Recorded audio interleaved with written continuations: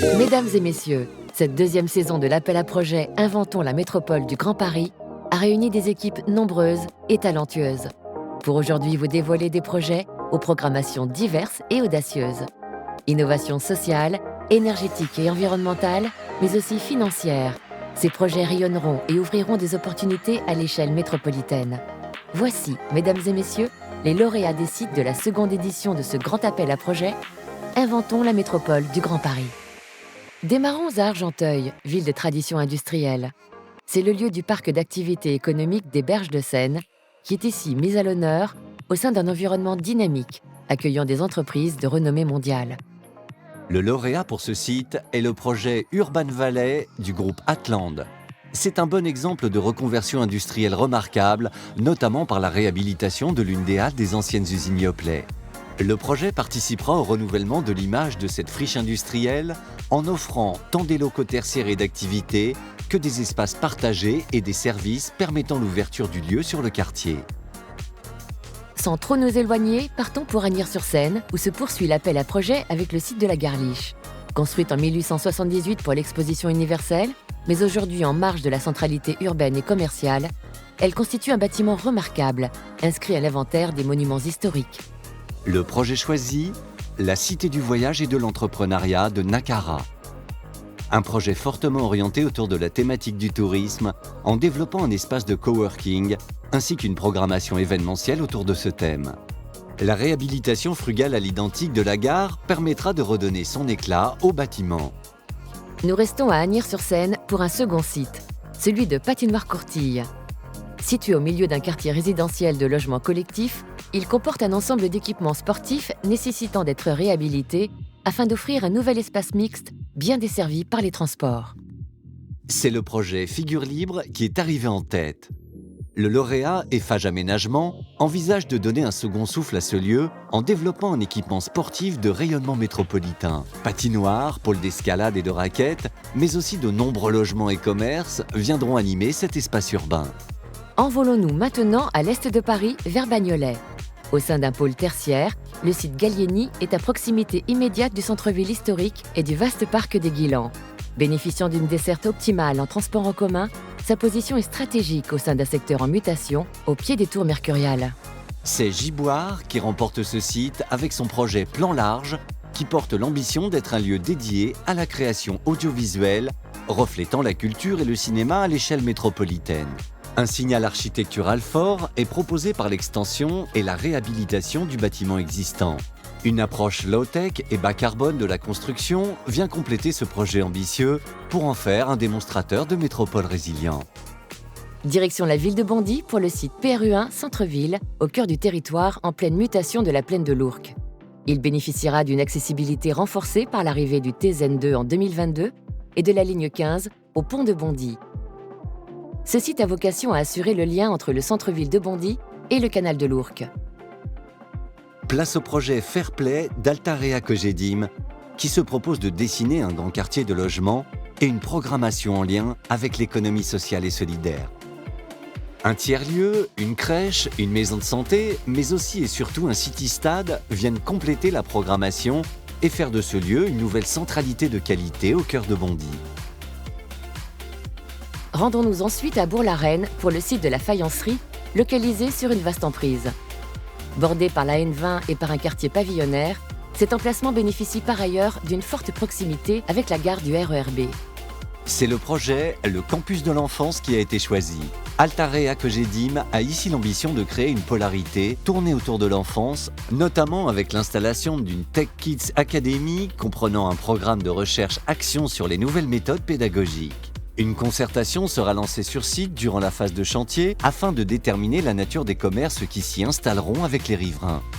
En route pour un nouveau lieu aux abords de la métropole, le site Casterman-HL.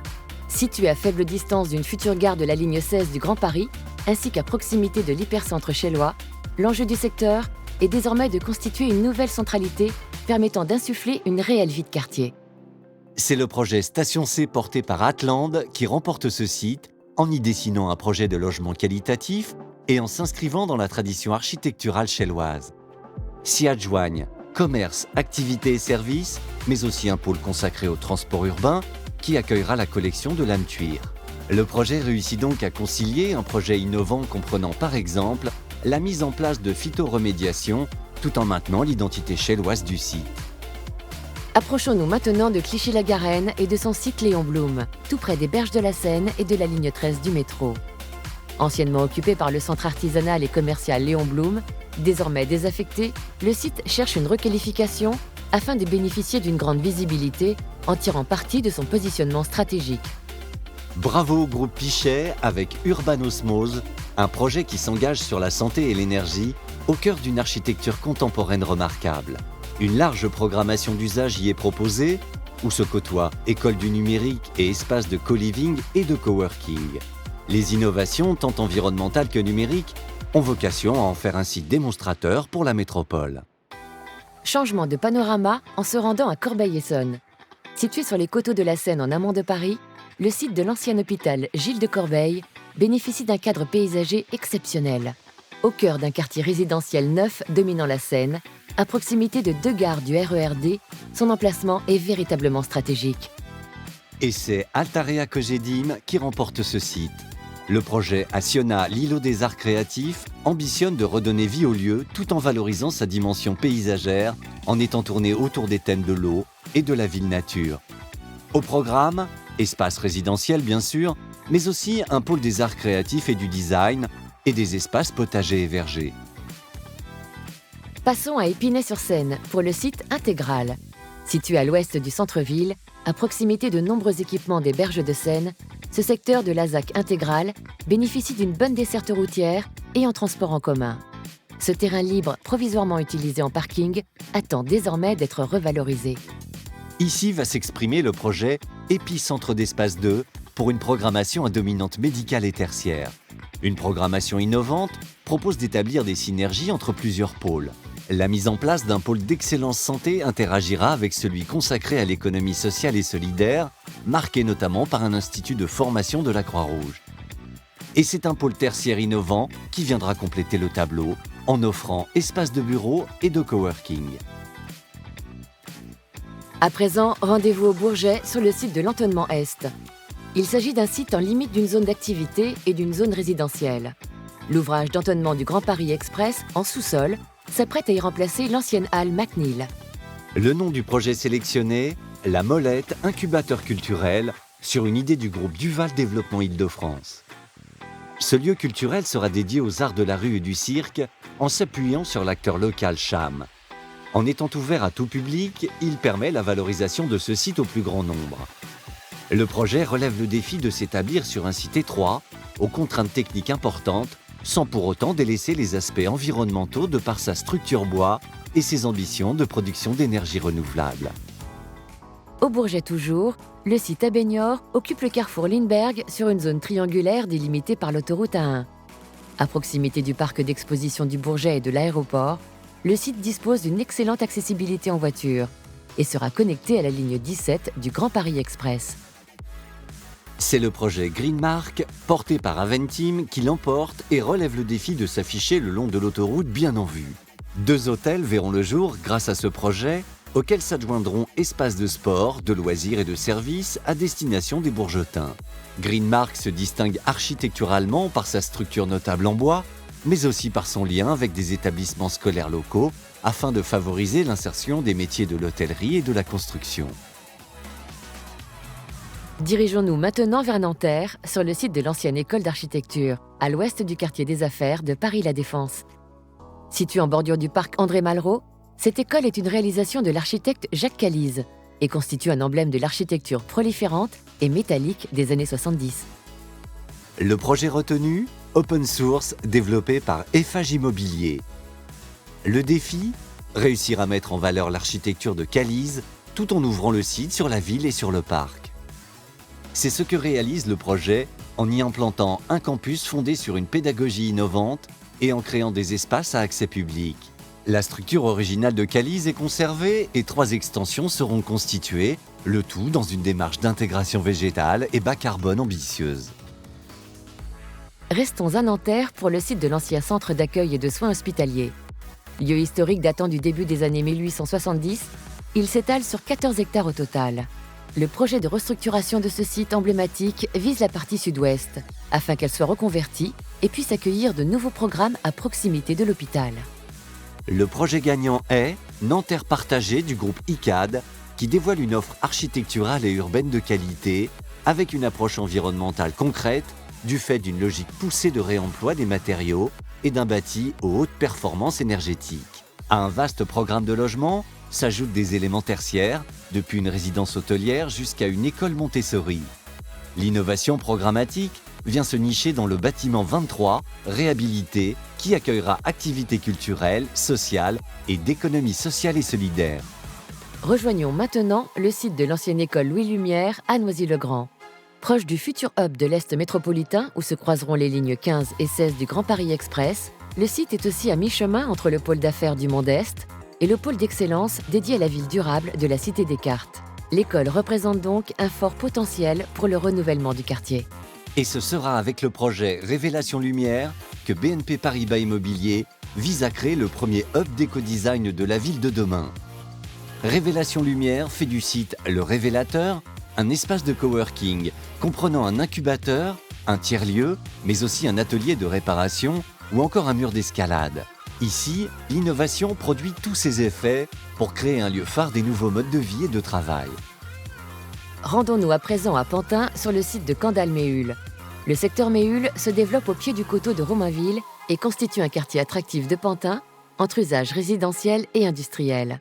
À proximité immédiate du canal de l'Ourcq, le site est au centre d'une transformation urbaine dynamique à l'initiative de la ville. Le lauréat, le projet d'un mur à l'autre du groupe ARC. Ce programme verra la création d'une école de gestion hôtelière et restauration en liaison avec un marché alimentaire dit Halles Locavor, et il sera marqué par un parti pris architectural faisant la part belle au passé agricole et industriel de Pantin. Le projet privilégiera une logique de circuit court par une gestion de biodéchets et grâce à un espace d'agriculture urbaine.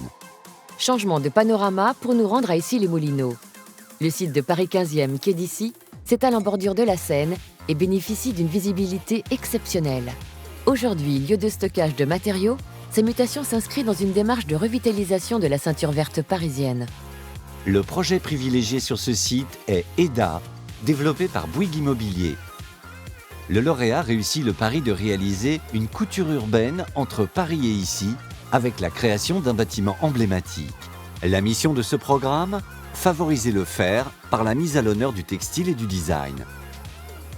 EDA engage aussi une réflexion sur le long terme avec une stratégie environnementale ambitieuse, s'appuyant sur des structures innovantes telles qu'une micro-usine de traitement des urines et une centrale clim-espace. Non loin de là, dans le 18e arrondissement de Paris, se trouve le site Porte de Clignancourt, côté Puce. Ici aussi, la mutation du site s'inscrit dans la démarche de revitalisation de la ceinture verte, envisageant de transformer les portes en places. Le projet qui se distingue est Paris Puce du groupe Legendre Immobilier Île-de-France. Le projet a pour ambition de créer un espace en lien avec le savoir-faire des puces et centré autour des enjeux de la transmission, de la création et de l'artisanat. Pour ce faire sont développés écoles d'antiquaires, espaces de coworking de l'audiovisuel et du design et une agora mutualisée. Le projet souhaite implanter un nouvel espace de vie à l'entrée de la métropole.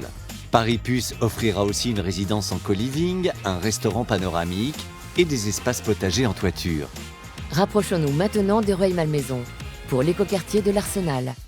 Il sera construit sur d'anciennes friches industrielles, au cœur d'un tissu résidentiel, logé au sud du Mont-Valérien. Le projet sélectionné est High Garden de Pitch Promotion, qui vise à faire renaître cette zone en y implantant un lieu emblématique de la ville durable. Les espaces publics et piétonniers sont mis en valeur et préservés, le paysage étant notamment visible depuis le restaurant Promontoire. Le projet se distingue aussi par ses innovations sociales, notamment avec un pôle de services et mobilité low-tech et high-tech, un parcours culturel et artistique en phase de chantier, ou encore la co-conception de jardins partagés. Maintenant, direction Saint-Ouen pour le site emblématique du Stade Bauer. Aujourd'hui occupé par le stade du Red Star, il reste peu ouvert sur les espaces publics. Le projet envisagé vise donc la réhabilitation de cet espace urbain contraint en maintenant un stade en cœur de ville. Alors que se développeront à proximité le village des athlètes olympiques et le futur centre aquatique en 2024, ce lieu constitue plus que jamais un enjeu important. Le projet retenu, Bower District, porté par l'équipe Réalité. Il dessine un nouveau stade en pleine terre, homologable Ligue 1 et pouvant accueillir 11 000 personnes. Sur ce territoire, le sport est mis à l'honneur avec la création d'un centre de médecine du sport, d'un espace sportif et de loisirs ou encore d'une maison des sports. Pour autant, le projet ne délaisse pas les aspects environnementaux et innove par son recours à des matériaux biocomposites dans la fabrication des sièges du stade et en portant une attention particulière à la gestion écologique de la pelouse et des espaces paysagers. Envolons-nous maintenant pour Ville-d'Avray, pour le site du centre-ville. Au sein d'une commune résidentielle située à l'ouest de la métropole, le site est entre le parc de Saint-Cloud et la forêt de Fosse-Repose. 4 parcelles communales font partie du projet afin de permettre la valorisation du statut Ville Nature Durable de Ville-d'Avray. C'est le projet Cœur de Ville de De Mathieu Barre Immobilier qui l'emporte pour accélérer la mutation de cet espace. Installation de logements, renouvellement des commerces et création de services innovants sont au programme.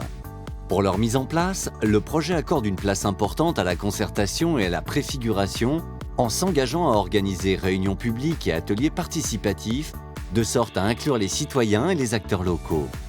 À présent, rendez-vous à Villemomble, où le site de l'ancien conservatoire s'observe entre le parc des Coteaux d'Avron au sud et le canal de l'Ourcq au nord. Au cœur de Villemomble ancien et à proximité du château éponyme, le projet bénéficiera d'une attractivité exceptionnelle. C'est ici le projet Les 5 Jardins, porté par Pitch Promotion, qui va créer une résidence senior et de logement aux vastes surfaces végétalisées. Façades en bois et terrasses, nombreux jardins et centrales photovoltaïques témoignent de l'engagement du projet en faveur des enjeux de la transition énergétique et écologique et d'une offre de services renouvelée en direction des personnes âgées. Rendons-nous enfin à Vitry-sur-Seine, sur l'îlot D du site de la ZAC Rouget de Lille. Cet espace s'inscrit dans une zone de redéveloppement urbain au cœur de l'axe reliant Paris à Orly. Sa situation en balcon sur la vallée de la Seine et sa proximité de la future ligne 15 du Grand Paris Express en font un site particulièrement attractif.